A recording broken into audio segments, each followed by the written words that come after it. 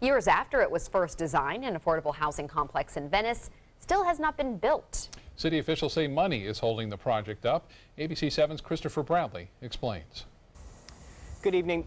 On this empty field, there is supposed to be an entire condo unit for those on a fixed income, but as you can see, there's nothing there.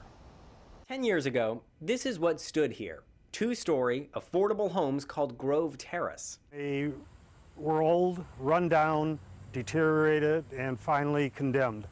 The buildings had to be torn down and the residents had to go. All the people that were living in the subsidized housing at that time left. Now they were given vouchers. The plan at the time was to build a two-phase, brand new complex for anyone who couldn't afford much rent.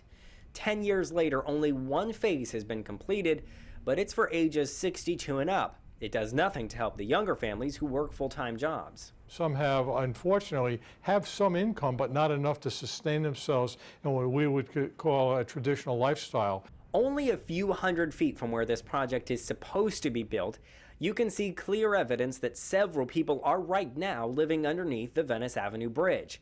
If they could even afford a small income, the project would help them.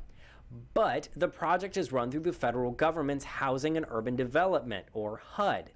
It would take about $11.6 million to build Phase 2, but that money is set aside in a lottery system that each year Venice keeps losing. If ever they win that lottery system, all Venice needs is an additional $650,000 and the project can begin.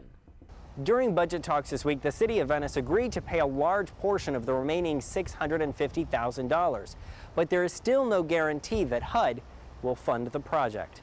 In Venice, Christopher Brantley, ABC 7, your Suncoast News.